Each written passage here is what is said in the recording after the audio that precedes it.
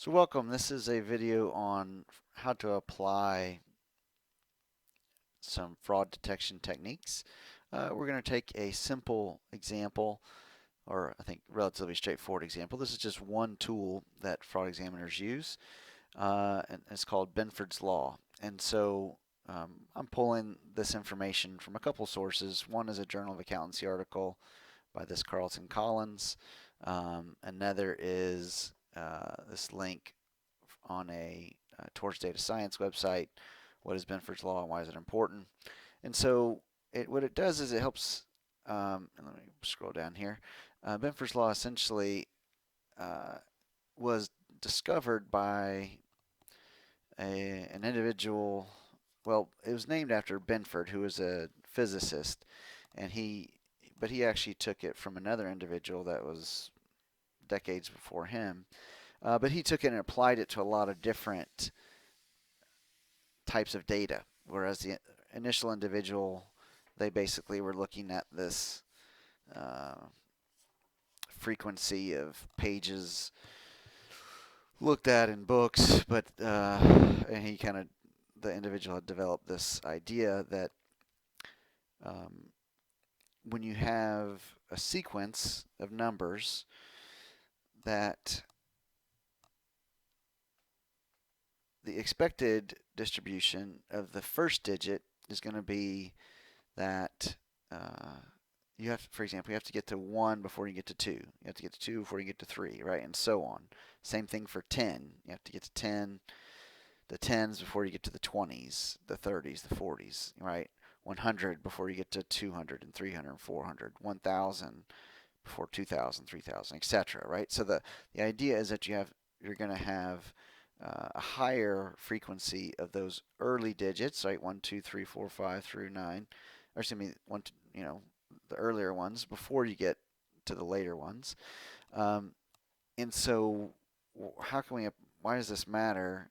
Well, if this is the expected distribution of a lot of different data sets that have been tested, then perhaps we can find when people are artificially creating numbers, right? Because likely that distribution is going to look different. Okay, and so if we look here, um, we've got this law of first digits, and so we see this is called a power law distribution, where the frequency is higher for the lower numbers, lower first digits, and gradually decreases. Okay, and so can we see a different distribution? If we see a different distribution, then perhaps there's some fraud, right? Obviously, this is kind of one of those high level detection tools, kind of like we had with analytical procedures, right? It doesn't tell you that there is fraud, it just kind of tells you there might be an issue. So um, what I did is I pulled uh, data that was made available through this article from the Journal of Accountancy. They had some general ledger data, and so I want to show you quickly how to do this in Excel. All right, so here is the general ledger transactions, and notice I've already created some fake transactions in here. Fake it, don't make it. But ultimately, there's an account, description of the account, the date, sales order number, um, customer, and amount. Okay, and so we only need a few functions in Excel to do this. So I'm going to create a new column called first digit, then equals the left of the amount. So I just want the first character, right?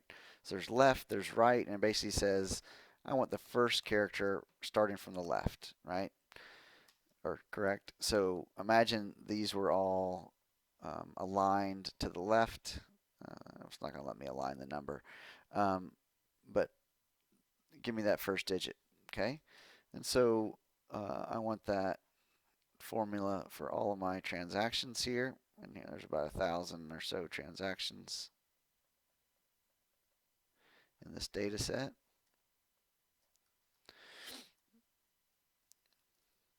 Okay, and so that's the first thing I need to do.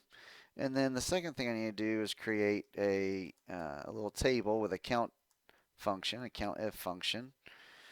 Okay, and so I just have my 1 through 9. Right, I'm just going to drag this. Right, this kind of extends the series.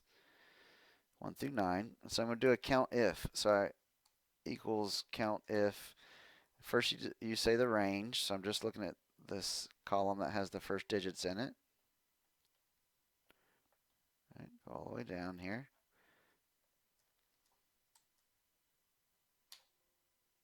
Oop, too few arguments.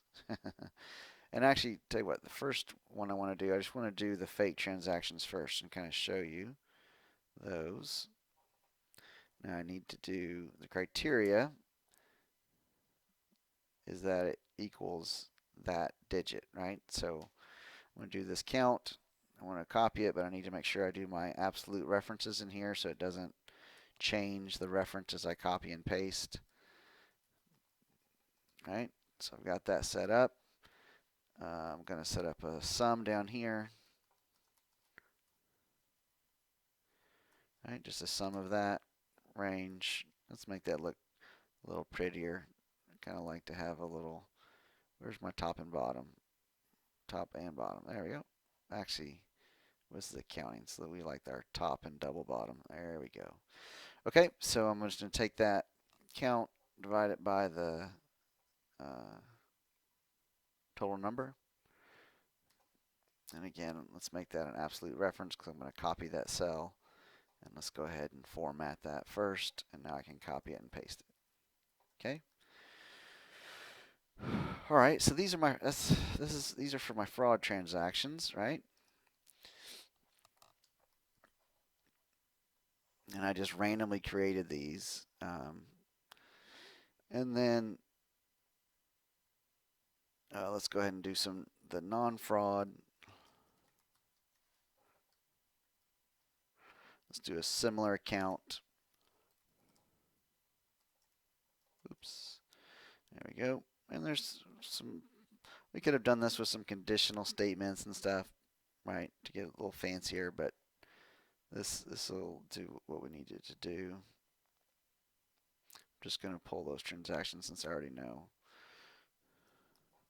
And again, set the criteria equal to the digit you're trying to test for each cell, right? So it's going to do this, digit 1.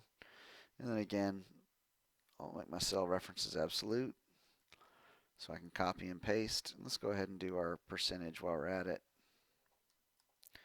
Do our sum, do our percentage, and then we can just copy and paste this down. Okay.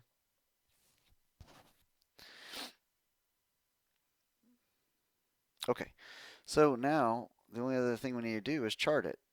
So we can do that. All right, so we got that. We want to do that one. I want to do that one. So if I go to insert, it'll suggest a chart. I don't want a scatter plot. I'd rather have a bar chart. Okay. And these are counts and percentages as well. Let's get those lined up. Make them look a little bit nicer here. Okay, so now I've got my chart title.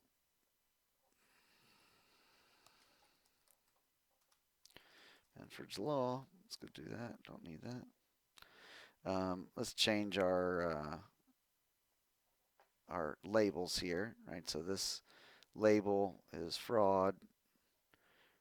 This label is non-fraud. There we go. Okay. And then we should be good. Okay, so as you see, right, if we look at the non-fraud first, we have that nice power law distribution for the most part. A slight little tail up here, but for the most part, we have a power law distribution going down. That's the orange or the second bar if you're colorblind, which I know sometimes I do have students that can't see colors. But it's the second bar is the non-fraud. Okay, the fraud does not look like a power law distribution. I mean, look at this. We have a fairly uniform distribution, relatively, right? If you just especially look at 1 through 6, I mean, these things, you have a slight decrease, but then an increase and a decrease and an increase. That's not a power law distribution. Does not line up with Benford's law, right? And so this is just one tool that fraud examiners use as kind of a first pass to see, hey, do we need to look further? Obviously, most of the time, I mean, no one's going to have payees or customers that are obviously fakes. I did that just for illustrative purposes. Um, but this is a situation where we can use this Benford's law to at least do an initial pass, kind of like we do with analytical procedures, to see, hey, is there anything here in this account that looks kind of off, right? And we have to be careful, right? There are certain situations where this may not apply, um, or it's going to be less useful if there's just a few. The smaller the number of transactions, the less the power is for this to be able to detect fraud, right? So you kind of need more transactions because then we start getting into, you know, um, these properties of the distribution being more stable when there's a higher number of transactions. Not to say you can't do it with fewer, but I think I've read they typically say 500, 100 to 500 is usually kind of your minimum. You don't want to do things that are less than 30, for example. They're usually not very good. Um, and so that's one area. And you know, doing you you can't use this just on any number, right? So for example, if it's a unique identifier like the sales order number, right? That would not be a good thing to try and test Benford's law with, because these are going to be sequential and they're going to be bounded, meaning for a given year, let's say they've made it up to, like for this one, it looks like they've made it up to 3,500, and then let's say there's 100 or 1,000 in the year. Well, that's bounded now between 3,500 to 4,500, right? So you're only going to have 3 and 4 as those first digits. That's not a good situation to try and use Benford's law in. But when there's counting involved, when there's an expectation um, that they're not at least artificially bounded in a tight space, then this can be helpful as a first pass detection. Okay, so hopefully that makes sense. Um, let me know if you have any questions about that, but that is a potential tool that fraud examiners use to, at least again at a high level, see, hey, is there an account that we need to maybe spend a little bit more time in, right? What is it about this account that might produce a distribution that doesn't line up with our expectations? Okay, all right, that will do it for this video.